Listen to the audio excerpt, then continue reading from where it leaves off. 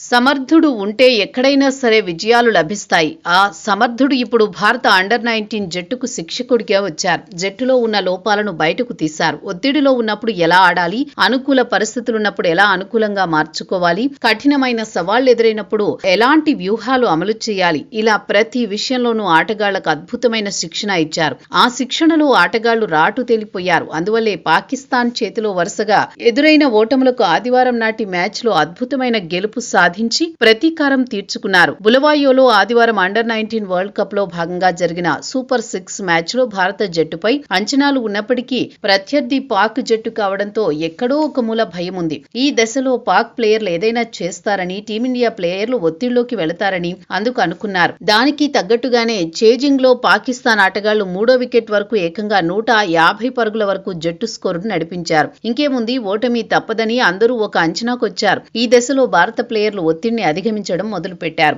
సానుకూల దృక్పథం వైపు అడుగులు వేశారు. చూస్తూ ఉండగానే పాకిస్తాన్ జట్టును ఒత్తిడిలోకి నెట్టారు. అంతేకాదు, సాధ్యం కాదు అనుకున్న విజయాన్ని చేసి చూపించారు. చిరకాల ప్రత్యర్థిని ఓడించడం మాత్రమే కాదు, అండర్-19 వరల్డ్ కప్ లో దర్జాగా సెమీఫైనల్ దాకా వెళ్లారు. భారత యువకులలో ఈ స్థాయిలో పోరాట స్ఫూర్తి నింపిన ఆ వ్యక్తి పేరు వివిఎస్ లక్ష్మణ్. ఈ పేరు గురించి, ఈ వ్యక్తి గురించి ప్రత్యేకంగా చెప్పాల్సిన అవసరం లేదు. టీమిండియాలో ఒకప్పుడు టెస్ట్ క్రికెట్ లో ఎటువంటి ప్రమాణాలను లక్ష్మణ్ నెలకొల్పాడో ఇప్పటికీ కథలుగా చెప్పుకుంటారు. అతడి నేర్పరితనం, సానుకూల దృక్పథం, ఒత్తిడిలో సైతం స్థిర చిత్తాన్ని కోల్పోని స్థైర్యం, ఇవన్నీ కూడా భారత యువ జట్టు రాతను మార్చేశాయి. అందువల్లే భారత జట్టు అండర్-19 వరల్డ్ కప్ లో సత్తా చూపింది. ఇప్పటి వరకు ఒక్క మ్యాచ్ కూడా ఓడిపోకుండా ఏకంగా సెమీఫైనల్ దాకా వెళ్లింది. అండర్-19 వరల్డ్ కప్ కంటే ముందు టీమిండియా వరుసగా పాకిస్తాన్ చేతిలో ఓడిపోయింది. ఒక రకంగా అంతర్జాతీయంగా పరువు తీసుకుంది. సీనియర్ పురుషుల జట్టు వరుసగా విజయాలు సాధిస్తుంటే జూనియర్ జట్టు మాత్రం ఓటములు ఎదుర్కొంది. అయితే ఈ ఓటములకు వివిఎస్ లక్ష్మణ్ చర్మగీతం పాడారు. తన ఆధ్వర్యంలో ఆటగాళ్లు అద్భుతంగా రాటుదేల్చి